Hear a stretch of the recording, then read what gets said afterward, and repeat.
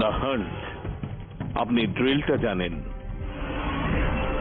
শিকারীরও খিদে পায়, শিকারী শিকার চায়, শিকারীও হত্যা করে, ঠিক তো? ভুল। মাঝে মাঝে শিকারও ঘুরে দাঁড়ায়, চারিদিকের গোলমালকে উপেক্ষা করে। যে শিকারী মনুসংযোগ রাখতে পারে সেই টিকে যায়। এখন 5 সামুদ্রিক শিকারী কিছু ভয়ানক ভুল করবে, আমাদের দেখাবে যে কাকে বলে অন্তিম শিকার।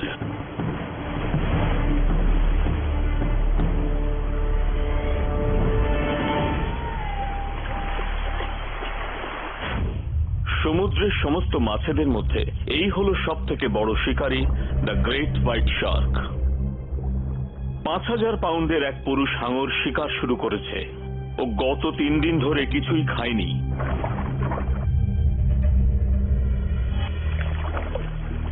ও 2 মাইল দূর থেকে কিছু শিকারের গন্ধ পেয়েছে। সিল।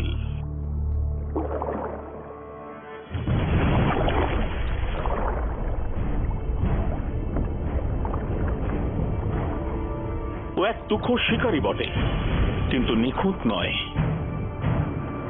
গ্রেট হোয়াইটরা অর্ধেকেরও বেশি শিকার হাতছাড়া করে।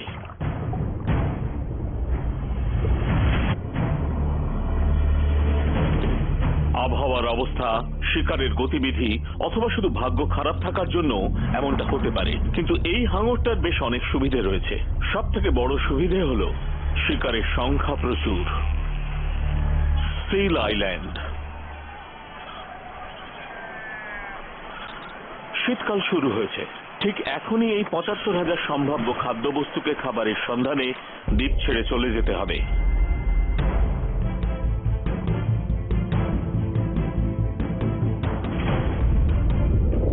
ওদের বাচ্চারা প্রথমবার সাঁতার কাটার চেষ্টা করছে।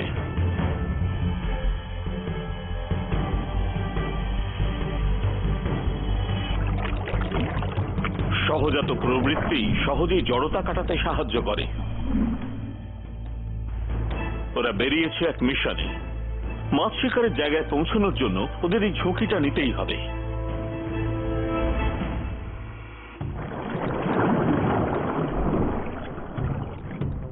গ্রেট হোয়াইটটি ধৈর্য ধরে অপেক্ষা করছে।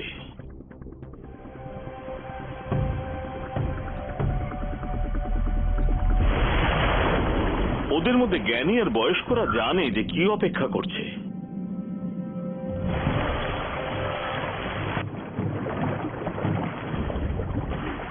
কিন্তু বাচ্চারা, তারা তো কিছুই জানে না। খিদের চাগার বড়ই সাংঘাতিক।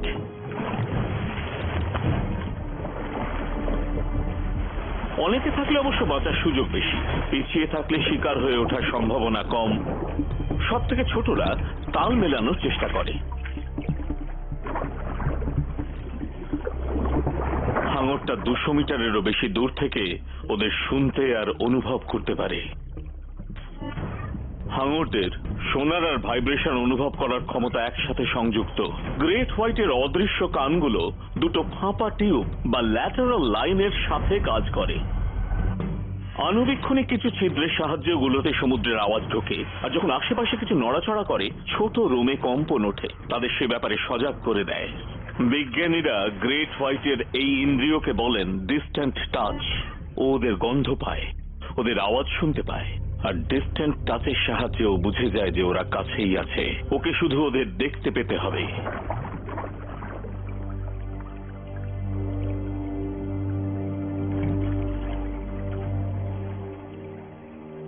ও চলা শুরু করে নিজের লক্ষ্যের ঠিক নিচে।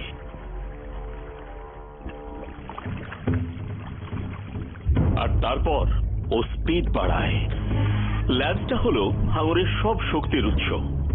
লাল রঙের মাসল হাঙরের নিয়মিত সাঁতারটা বজায় রাখে, আর সাদা মাসল হঠাৎ জোরে চলতে সাহায্য করে, অনেকটা রকেট বুস্টারের মতো, যাতে ঘন্টায় 40 কিলোমিটারেরও বেশি গতিবেগ উঠতে পারে।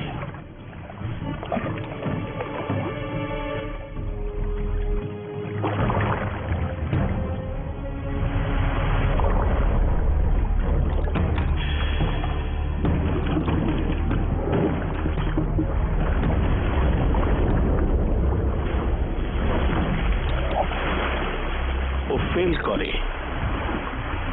ওর সুবিশাল পরিকল্পনা খুবই কাজে দিয়েছিল। ও একটা লক্ষ্যকে খুঁজে নিয়ে ওর আক্রমণ শুরু করেছিল। একদম নিয়ম মাফিক আঘাত ছিল, কিন্তু লক্ষ্যভ্রষ্ট হয়ে গেল। পরিষ্কার আকাশ আর শান্ত সমুদ্র শিকারকে আজকের মতোই অনেক সুবিধে দেয়। সিলগুলো শেষ মুহূর্তে ওকে দেখে ফেলে, তাই যখন হাঙরটা আঘাত করেছিল ওর নজরে পড়ে গেছিল।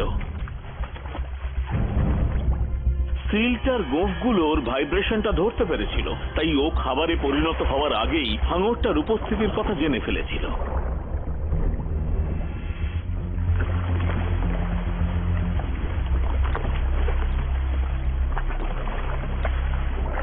সিলগুলো এখন অত্যন্ত সতর্ক। ওদের বাচ্চারা কয়েক ঘন্টার মধ্যেই বাড়ি ফিরবে, আর ওরা ক্লান্ত থাকায় আরো সহজ শিকার হয়ে উঠবে।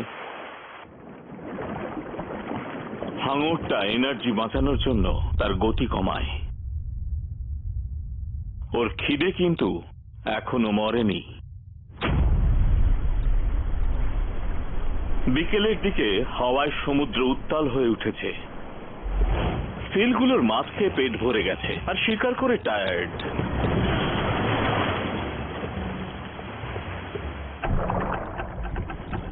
এখন চাপা টাইম।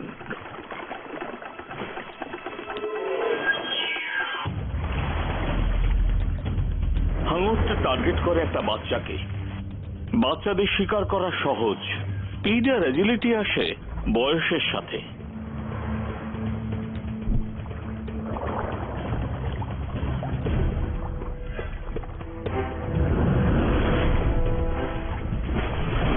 কিন্তু প্রথম আঘাতটাই লক্ষ্যভ্রষ্ট হয়, কিন্তু এবারও হাল ছাড়ে না। কোন সিলেরই একটা গ্রেট হোয়াইটকে সোজা আক্রমণ করতে দেওয়া উচিত নয়। ওকে ঘুরপাক খেতে হবে আর লাফাতে হবে।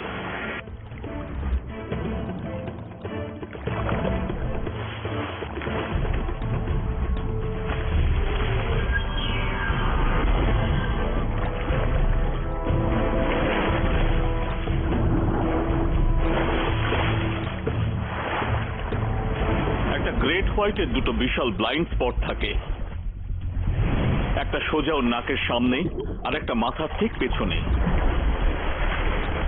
এই সিলটা ভাগ্যক্রমে ওই জায়গাগুলোতেই এসে পড়ে।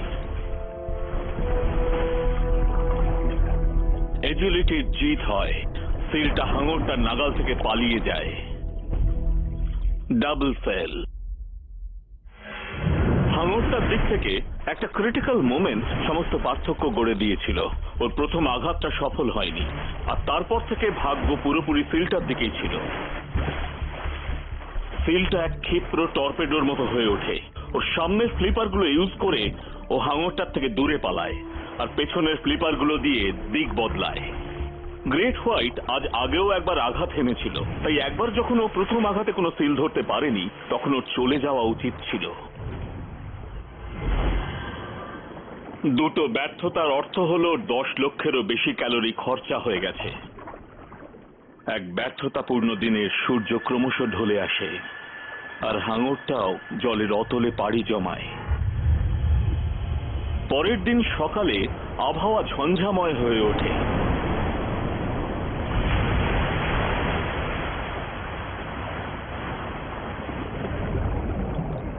হাঙরটার ইন্দ্রিয়গুলো জানান দেয় যে সিলগুলো ইতিমধ্যেই জলে নেমে পড়েছে শিকার ধরার উদ্দেশ্যে।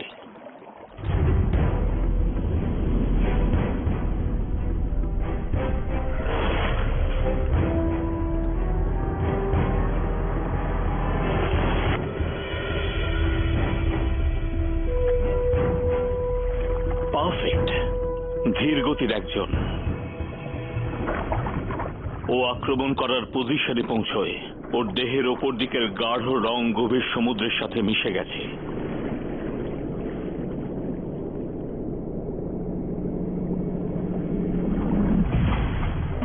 ঘন্টায় 25 মাইল গতিবেগে ও ওপরের দিকে উঠতে থাকে। আঘাত হানার আগের মুহূর্তে ওর নাকের ডগার ছোট ছোট সেন্সর, দ্য অ্যাম্পিউলি অফ লোরেনজিনি গুলো ওর লক্ষ্যবস্তু থেকে আসা ইলেকট্রিক্যাল চার্জগুলো অনুসরণ করে।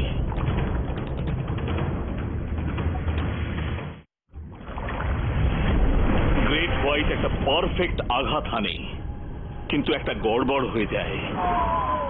একটা টুরিস্ট বোট হাঙরটাকে লোভ দেখানোর জন্য একটা নকল সিল ফেলেছিল।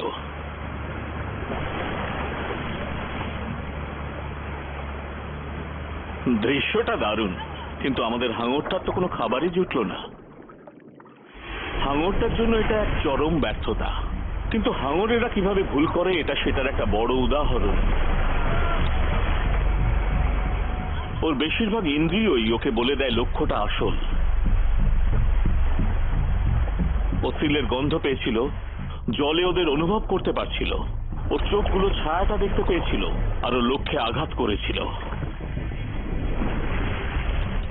ওটাকে সিলের মতোই দেখতে, সিলের মতোই ভাবভঙ্গি, কিন্তু সিলের মতো খেতে নয়। বেচারা ভেবেছিল যে মাংস খাবে, তার জায়গায় খানিকের আবার চিবোতে হলো।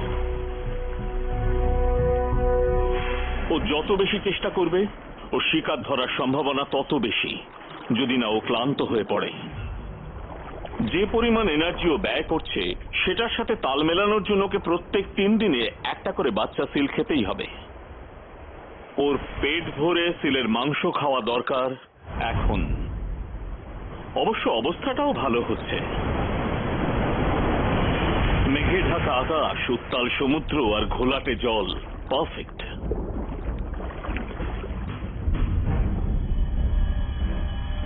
আর অনেকে মিলে নয়, সিলগুলো এবার তাদের 3 দিনের শিকার অভিযান থেকে একে একে ফিরে আসছে।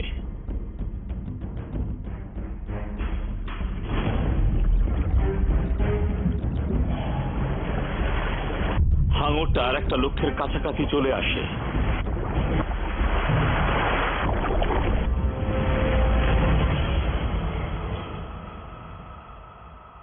এবং সরাসরি আঘাত করে। অবশেষে ও সফল।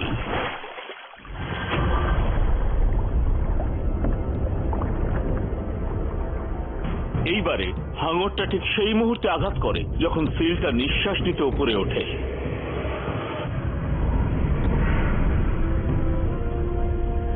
এক সেকেন্ডেরও কম সময়ে হাঙরটা সিলটাকে মেরে ফেলে।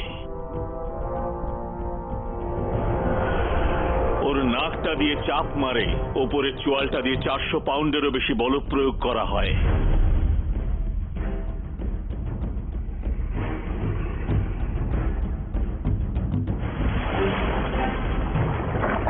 ও 1 সেকেন্ডে 20 কেজি সিলের মাংস খুবলে নিতে পারে।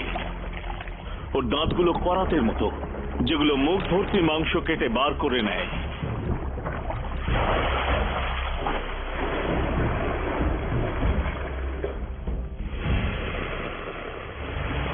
গ্রেট হোয়াইটের ক্ষেত্রে নিখুঁত শিকার করার জন্য সমস্ত জিনিসগুলোকে নিখুঁতভাবে কাজ করাতে হয়। ও যে কটা সিল খায় সব ওকে জ্বালানি যোগায়, যে কটা সিল পালায় তারা ওকে মোটিভেট করে আবার চেষ্টা করতে। আর এই গ্রেট হোয়াইট শার্ক যদি সমুদ্রের মারণ মেশিন হয়, তাহলে এই শিকারী হলো আকাশ রাজ্যের তার জুড়িদার। গ্যানেটরা হলো এয়ার টু ওয়াটার মিসাইলের মতো, যারা খাবারের জন্য ঘন্টায় 60 মাইল গতিবেগে ধেয়ে আসে। এখন ওরা বেরোচ্ছে মাছের এক মহাভোজের সন্ধানে। 200 মাইল দূরে লক্ষ লক্ষ সার্ডিন তাদের অ্যানুয়াল মাইগ্রেশন শুরু করেছে। এই সার্ডিন মাছগুলো বিশাল বিশাল ঝাঁক বেঁধে থাকে, যেগুলোকে বলে শোল, যারা প্ল্যাঙ্কটনের গুঁড়িগুলোকে অনুসরণ করে। এখন সময় ওড়ার, নয়তো মরার।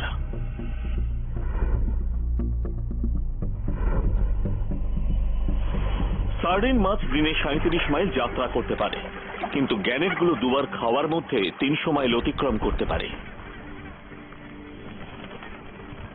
ওদের বার্ডস আই ভিউ মানে ওরা চলমান গাঢ় রঙের জল দেখতে পায়, যার মানে হলো মাছের ঝাঁক। ওদের চোখগুলো সামনের দিকে থাকে, যা অন্য পাখিদের মতো নয়, তাই ওদের বাইনোকুলার ভিশন থাকে। ওরা মাছগুলোকে দেখতে পায়, বা ওরা সেরকমটাই ভাবে। ওরা শিকার করতে এসেছিল সার্ডিন, অথচ তার জায়গায় ওরা পায় হাজার হাজার ম্যাকারেলের একটা ঝাঁক, যে মাছগুলো বড় আর শিকার করাও কঠিন। এই শোলটা জলতলের থেকে অন্তত 30 ফুট গভীরে আছে। গ্যানেটগুলো তাদের সুপার পাওয়ার ইউজ করতে তৈরি হয়। ওরা প্রায় 100 ফুট ওপরে ওঠে, যাতে ভরবেগ আর মাধ্যাকর্ষণ সব থেকে বেশি হয়।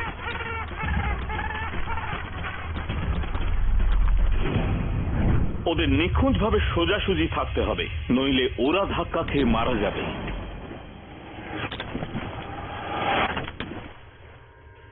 ডানা গুটিয়ে,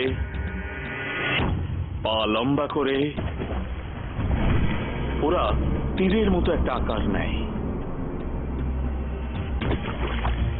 এত উপর থেকে এত জোরে জলে পড়লে বেশিরভাগ জিনিসের কাছেই সেটা দেওয়ালে ধাক্কা খাওয়ার মতো লাগবে, কিন্তু গ্যানেটরা সোজা জলের মধ্যে ঢুকে যায়। প্রোটেক্টিভ মেমব্রেন ওদের চোখ ঢেকে রাখে আর ডাইভের সময় গগলসের মতো কাজ করে। ওদের ঠোঁট শক্ত আর ছুঁচলো। ওদের নাকের ফুটো থাকে ভেতর দিকে, যাতে ধাক্কার সময় কোনোভাবে জল না ঢোকে। ওদের মাথার মোটা খুলি ক্র্যাশ হেলমেটের মতো, আর ভেতরের এয়ার পকেটগুলো এয়ার ব্যাগের মতো, যাতে ধাক্কাটা কম লাগে।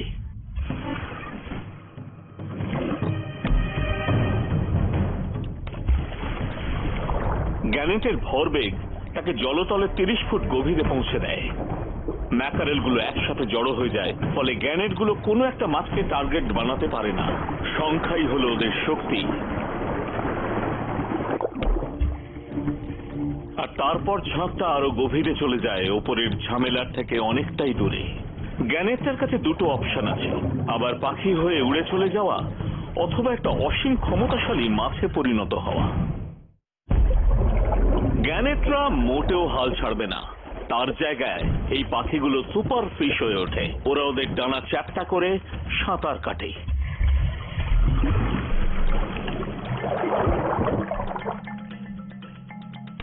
ওরা ওদের নিঃশ্বাস বন্ধ করে 7 ফুট গভীরে পৌঁছতে পারে। ওরা মাছের বিশাল ঝাঁকটার কাছে ক্রমশ পৌঁছে যায়।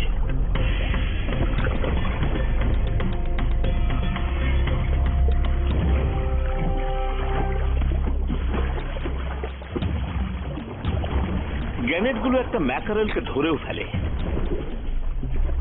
কিন্তু তাদের আক্রমণের প্ল্যানটা আজ কাজ করছে না। ম্যাকারেলটা নিজেকে ছাড়িয়ে নিচ্ছে, যদিও গ্যানেটগুলোর ঠোঁটের আঘাতে ওর শরীরের অনেক জায়গা কেটে গেছে, যেগুলো পিছল মাছ ধরার জন্য খুবই ভালো।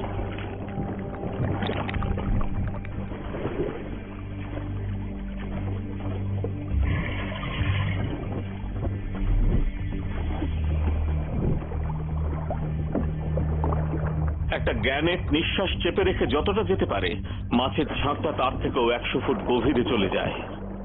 শিকার অসফল। উঁচু থেকে ডাইভ মারাটা একদম নিখুঁত হয়েছিল। কয়েক সেকেন্ডের মধ্যে মাছগুলো নাগালেও এসে গেছিল।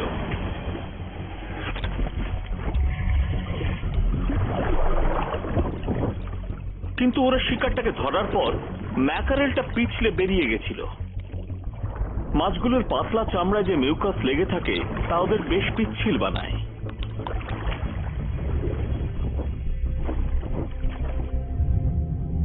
গ্যানেটরা এমনিতেই অতটা উড়ানের পর অত্যন্ত ক্লান্ত, তাই আজ এই শক্তিশালী ম্যাকারেলগুলোর কাছে তারা লড়াইতে জিততে পারে না। এরপর পুরো মাছের ঝাঁকটাই একদম ওদের নাগালের বাইরে বেরিয়ে যায়। খালি পেট নিয়ে গ্যানেটগুলো আবার আকাশে পাড়ি জমায়। এইবারে ওরা ছোট, সহজে ধরা যায় এরকম সার্ডিনদের তাক করবে, কিন্তু সেগুলো আছেটা কোথায়? গ্যানেটগুলোর এখন সার্ডিনগুলোর কাছে পৌঁছতে একদিনেরও বেশি সময় লাগবে। ওদের আরো তাড়াতাড়ি উঠতে হবে, যে ছোট পাখিগুলোর জন্য বিশাল একটা চ্যালেঞ্জ। ওদের সময় আর এনার্জি দুটোই ফুরিয়ে আসছে। যখন গ্যানেটরা জলের ওপরে খুঁজে বেড়াচ্ছে, জলের নিচে এক ভয়ানক প্রাণী যুদ্ধের জন্য প্রস্তুত হচ্ছে।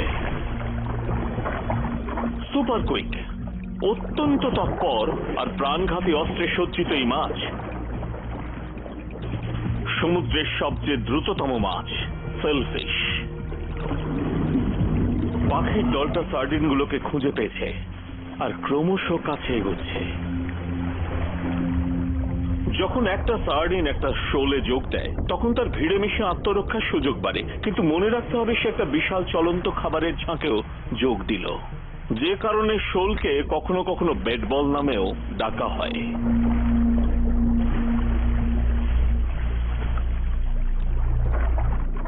এই শেলফিশ ওই শোলের থেকে আসা জলের চাপের ভাইব্রেশন গুলো বুঝতে পারে আর জানতে পারে যে ওটা বড়।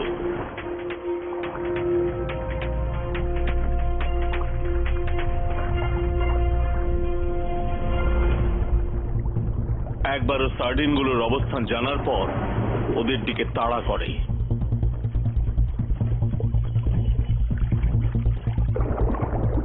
এবার চারদিক থেকে অনেক অনেক শেলফিশ চলে আসে।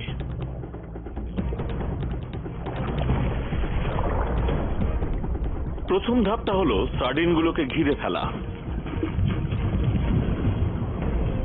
পরের ধাপ, শিকারীরা তাদের পালের মতো ডরসাল ফিনগুলোকে ব্যবহার করে সার্ডিনগুলোকে ছত্রভঙ্গ করে ছোট ছোট দলে ভাগ করে।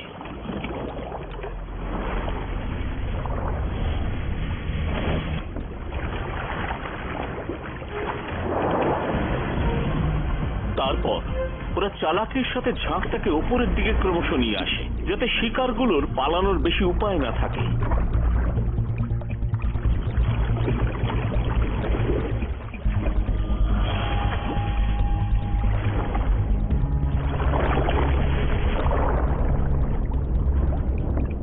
ওরা ঠিক যেখানে চেয়েছিল সার্ডিনগুলোকে ঠিক সেখানেই নিয়ে গেছে।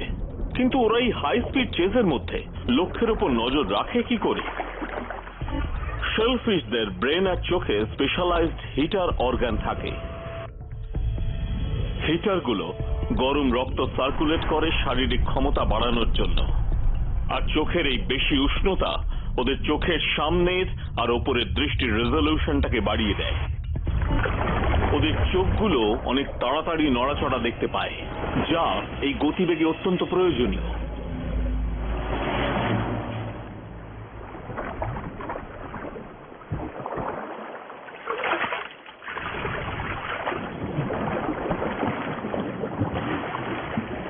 একটা চিতা যত জোরে জমিতে দৌড়তে পারে, ওরাও সেই রকমই ঘন্টায় 70 মাইল গতিতে সাঁতরাতে পারে।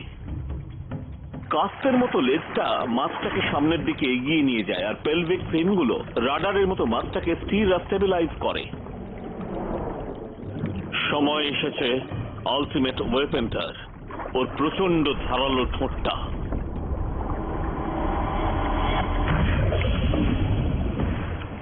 ওর সূচের মতো নাকটা খোঁচানোর জন্য নয়, ওটা আসলে কাটার জন্য।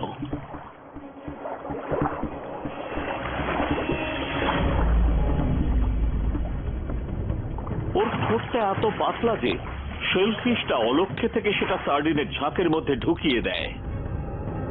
ও মাথাটা চালায় আঘাত করার জন্য, আর তারপরে ঘটে অবিশ্বাস্য ঘটনা। এবার শুরু হবে সার্ডিন আর শেলফিশের যুদ্ধ। শেলফিশটা ওর ঠোঁটকে ব্যবহার করে সার্ডিনগুলোকে আঘাত করে একটা শিকারকে আলাদা করতে।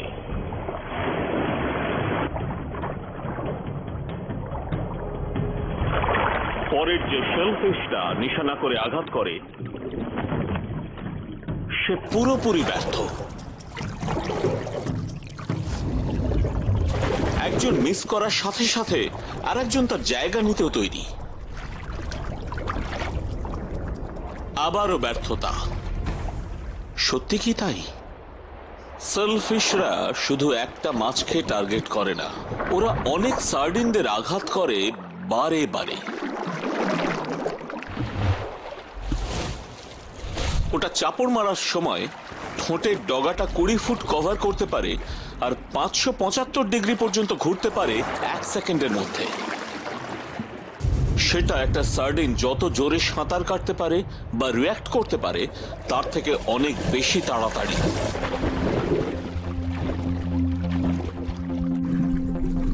শেলফিশটা যত বেশি আঘাত করে, ওরা সার্ডিনগুলোকে তত বেশি ক্লান্ত আর আহত করে তোলে।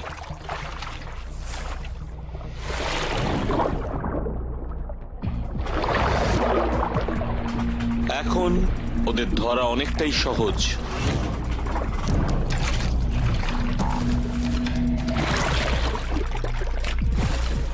গেঁথে ফেলাটা হয়তো অভিপ্রায় ছিল না, কিন্তু কাজে দিয়েছে এটা। ভিক্টরি। সেলফিশগুলো ক্রমাগত অক্লান্তভাবে আঘাত করে গিয়েছিল। প্রথমে ওরা একজোট হয় আর লক্ষ্য বস্তুগুলোকে ওপরের দিকে নিয়ে যায়। তারপরে ওরা নিজেদের 2 ফুট লম্বা ঠোঁটগুলোকে ব্যবহার করে সার্ডিনগুলোকে আহত করে ক্লান্ত বানায়। প্রথম আঘাতটা অনেক কাজে দিয়েছিল।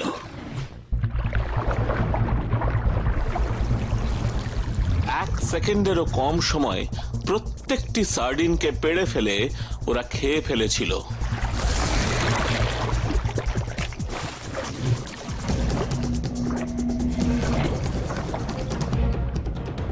প্রতিটা সেলফিশই শেষমেশ খেতে পেয়েছিল।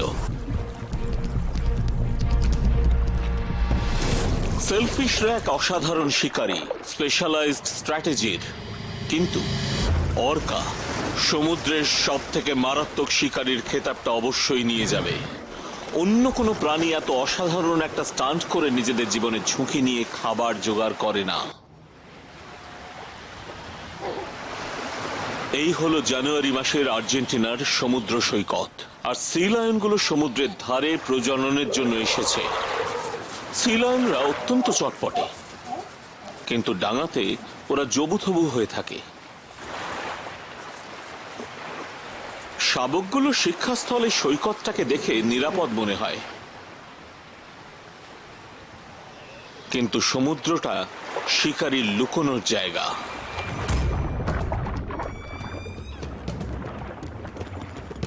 বাচ্চা সিলগুলো অগভীর জলে সাঁতার কাটার প্রথম শিক্ষা নিচ্ছে। ওরা যখনই জল ছেটায় তখনই অর্কাদের প্রচন্ড সংবেদনশীল সোনার রিসেপ্টরে ওদের এক্স্যাক্ট পজিশনটার হদিশ পৌঁছে যায়। শব্দ তরঙ্গ জলের মধ্যে দিয়ে বাতাসের থেকে 4.5 গুণ জোরে চলে। অর্কাটা ওর কপাল দিয়ে পরপর কয়েকটা ক্লিকের মতো আওয়াজ বের করে, একটা বিমের মতো। যখন ওই আওয়াজটা কোনো জিনিসে ধাক্কা খায় ওটার প্রতিধ্বনি ফেরত আসে। এই প্রতিধ্বনিটা শিকারের চেহারা, আকার, দূরত্ব, গতিবেগ আর দিকের সম্পর্কে যাবতীয় তথ্য দিয়ে দেয় অর্কাকে। এই অর্কাটির তার লক্ষ্যকে খুঁজে পেতে কোনো রকম সমস্যাই হয়নি। ওটা শিকারের কাছে অগভীর জলে যাওয়ার চেষ্টা করছে, যা প্রায় অসম্ভব। 7.5 টন ওজনের প্রাণীটা সৈকতে উঠে পড়ার ঝুঁকি নিচ্ছে। ওকে জোয়ারের জন্য অপেক্ষা করতেই হবে। 4 ঘন্টা পরে জোয়ার আসবে, কিন্তু তাও কয়েকটা জায়গায় জল খুবই অগভীর। ও এমন একটা জায়গা খোঁজে যেখান থেকে জোয়ারের সাহায্য সোজা সৈকতে উঠে পড়তে পারবে। ও একটা জায়গা পেয়েছে।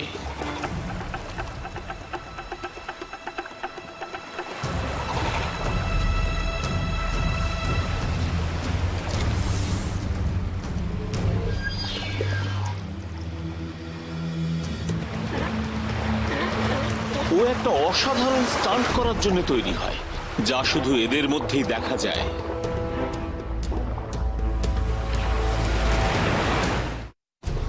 এই মেয়ে অর্কাটি তার শিকারকে আক্রমণ করার জন্য একেবারে তৈরি হয়, একটি ঢেউয়ে চড়ে, যেটা ঘন্টায় 30 মাইল গতিবেগে সৈকতের দিকে ধেয়ে আসে। কিন্তু চেষ্টাটা সম্পূর্ণ ব্যর্থ। সাফল্য নিশ্চিত করা যায় আগে থেকে প্ল্যান করে আর যুক্তি দিয়ে ভেবে। ও শুরুর সময় যথেষ্ট গতিবেগ পায়নি।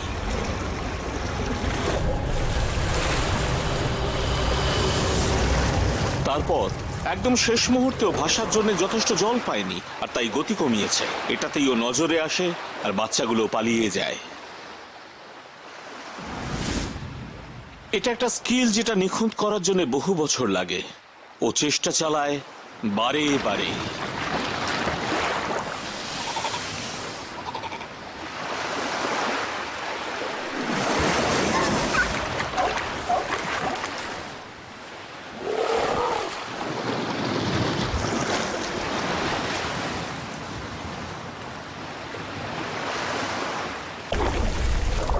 এই গোষ্ঠীতে খাবার মতো অনেকেই আছে, আর এই অর্কাদের দিনে 3 থেকে 4টে বাচ্চা সিল খেতেই হয়। কোনো কথাবার্তা ছাড়াই আর একটা অর্কা সৈকত শিকার করার চেষ্টা করছে। ওর এই গোষ্ঠীতে অভিজ্ঞ শিকারী বলে খ্যাতিও রয়েছে। ওর টেকনিকটা হলো ঢেউয়ে চেপে বে সিলের কাছ পর্যন্ত ভেসে যাওয়া।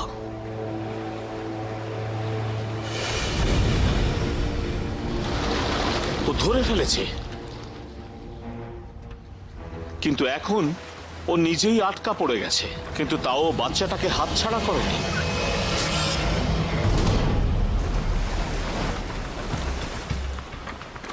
গভীর জলে ফিরে যেতে না পারলে অর্কাটাই মারা যাবে। এই বিশাল 22,000 পাউন্ডের স্তন্যপায়ী প্রাণীটি তার বিশাল ওজনের শরীরটিকে এই বিপদ থেকে কি করে বের করে আনবে? ও আছড়াতে শুরু করে। দেখে মনে হচ্ছে ও ভয় পাচ্ছে, কিন্তু এটা ভয় নয়।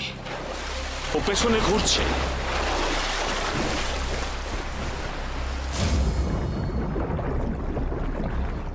ও মুক্ত। গোটাটাই প্রিসিশন আর টাইমিং এর ব্যাপার।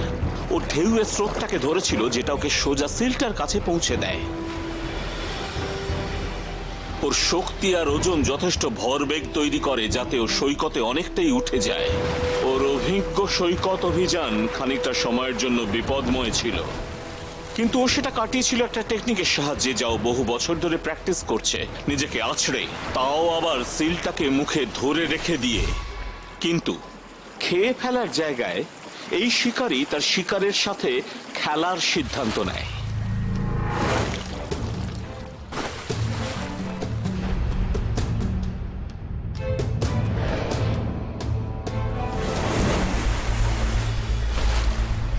একটা বাচ্চা অর্কা এই সিল ছোঁড়ার খেলায় অংশ নিতে যায়।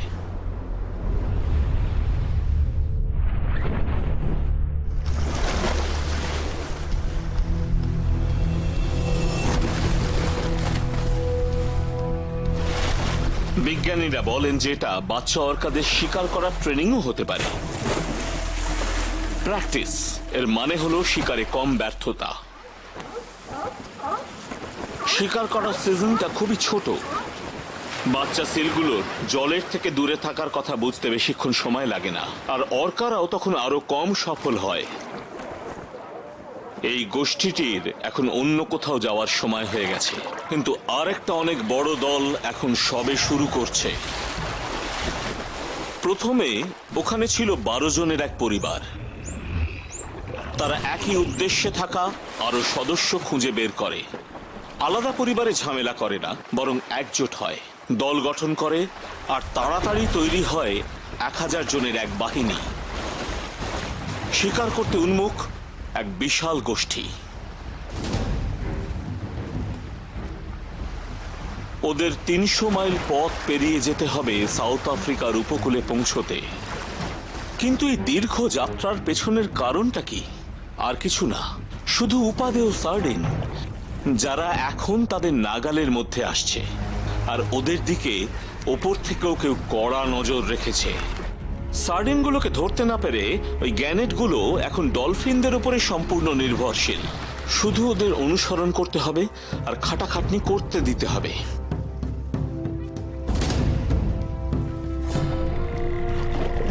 ওদের বিশাল জাত ভাই অর্কাদের মতোই ডলফিনরা ওদের সোনার ব্যবহার করে কমিউনিকেট আর নেভিগেট করে, আর নিখুঁতভাবে ওদের শিকারের কাছে চলে আসে।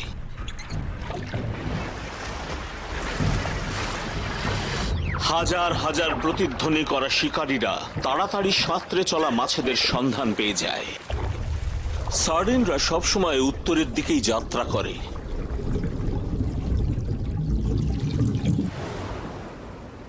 এই বিশাল শোলটা আশ্চর্যজনকভাবে 9 মাইল লম্বা, 2 মাইল চওড়া, আর 130 ফুট পর্যন্ত পুরু। কিছু কিছু জায়গায় শোলটা এত ঘন আর এত তাড়াতাড়ি চলছে যে তার ফলে মাঝখানের মাছগুলো অক্সিজেনের অভাবে মারাই যায়। 50 কোটিরও বেশি মাছ ডলফিনগুলোর দিকে ক্রমশ এগিয়ে চলেছে। এরকম বিশাল একটা শোলের ওই বিশাল ডলফিন গোষ্ঠীটির ডিটেকশন সিস্টেম থেকে লুকোনো অসম্ভব।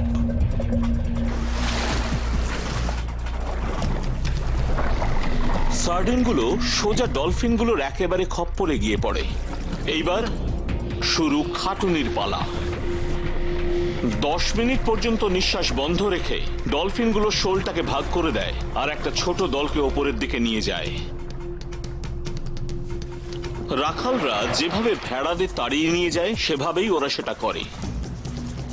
চারদিক থেকে তাড়া খেয়ে সার্ডিনগুলো একসাথে জড়ো হয়ে থাকে, কিন্তু এই পুঁচকে পুঁচকে সার্ডিনগুলোকে নিরুপায় ভাবলে খুব ভুল হবে। দেখার সাথে সাথে ওরা জলের স্রোতের সাথে তাল মিলিয়ে নিজেদের নড়াচড়াকে ছন্দবদ্ধ করে। সেটা কাজ করলে ওরা নিজেদের মধ্যে ধাক্কা খায় না। নিউরোমাস্টস নামের একটা অর্গান সার্ডিনদের মাথার চারপাশের চামড়ায় লাইন করে থাকে, যা ওদের নিজেদের আর আশপাশের জলের নড়াচড়া ডিটেক্ট করে। যখন একটা মাছ নড়ে তখন জলের একটা স্রোত তৈরি হয় যা ওর পাশের বা পেছনের মাছটার কাছে তথ্য পৌঁছে দেয়, যাতে তারা এই দ্রুতগামী শোলটার সাথে পাল্লা দিয়ে চলতে পারে।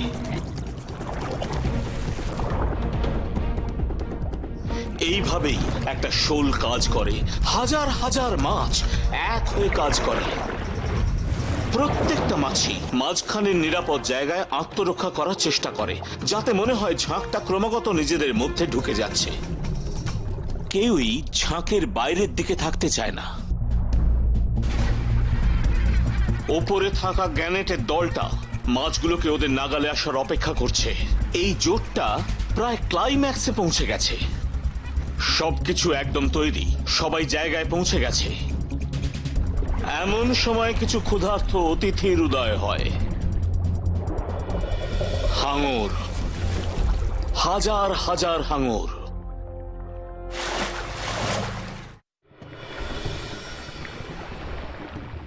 ডলফিন আর গ্যানেটগুলো সহসা থেমে যায়।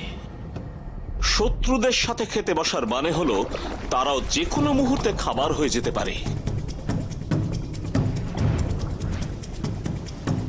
হাঙরগুলো ভাবে যে ওরা ডলফিনদের খাটুনির ফলটা উপভোগ করতে পারবে। ওরা গাজোয়ারি করে এগিয়ে আসে, আর ডলফিনগুলো যে সুন্দর ফরমেশনগুলো বানিয়েছিল সেগুলোকে ভেঙে দেয়। কিন্তু হাঙরগুলো যথেষ্ট খাবার পায় না।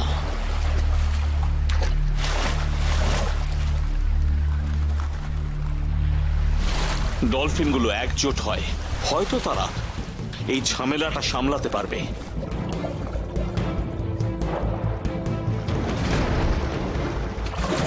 হাঙরগুলো এগিয়ে গেছে, কিন্তু ওরা সার্ডিনগুলোর কাছে পৌঁছতে বাধা দিচ্ছে না। ডলফিনগুলো সাহস করে এই বিপদটাকে একটা বিজয়ে পরিণত করার দিকে মন দেয়, আর সেটা না করলে সবাইকেই খিদে নিয়ে ফেরত যেতে হবে, ডলফিনদের, গ্যানেটদের, এমনকি হাঙরদেরও। ডলফিনরা আবার তাড়া করা শুরু করে। সার্ডিনদের ব্যবহারটা খুবই স্বাভাবিক। ওরা আত্মরক্ষার জন্য একজোট হয়ে ক্রমশ উপরের দিকে উঠতে থাকে।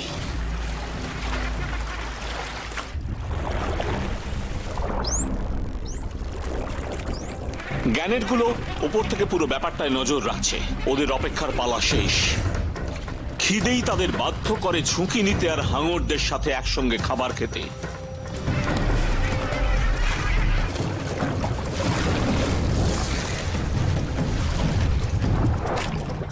ভোজ সভাটা কিছুক্ষণের মধ্যেই হত্যা লীলায় পরিণত।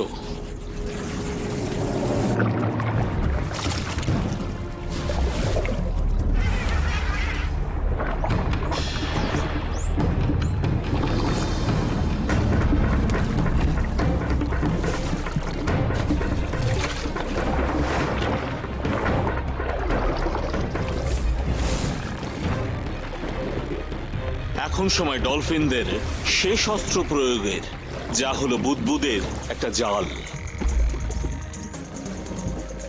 বুদবুদগুলো একটা দেওয়াল তৈরি করে, যেটা সার্ডিনগুলো টপকাতে পছন্দ করে না।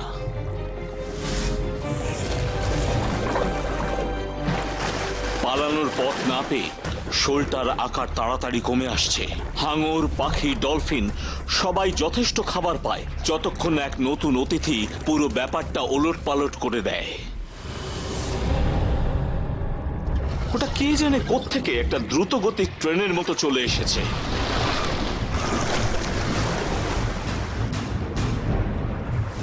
42 ফুট লম্বা একটা ছোট গাড়ি গিলে ফেলার ক্ষমতা রাখা এক ব্রুডস হোয়েল এক গ্রাসে শয়ে শয়ে সার্ডিন টেনে নেয়। ওর সামনে একটা হাঙরকে দেখতে লাগে চুনোপুঁটির মতো। ওর পেশিবহুল লেজ ওকে দ্রুত গতিতে ওপরের দিকে নিয়ে যায়। ওর বিশাল বড় মাথা প্রচুর ঘর্ষণের সৃষ্টি করা সত্ত্বেও গভীর থেকে আরো একটা তিমি চলে এসেছে।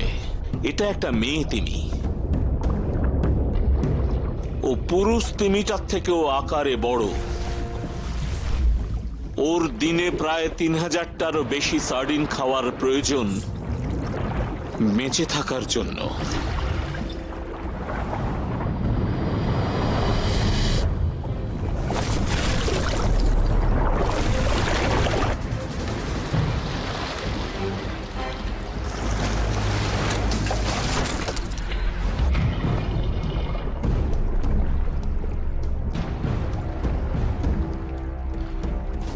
তিমিগুলো সেই কাজটা করে দেখায় যেটা প্রথমে হাঙরগুলো চেষ্টা করেছিল, যা হলো পরে এসে লুটে খাওয়া।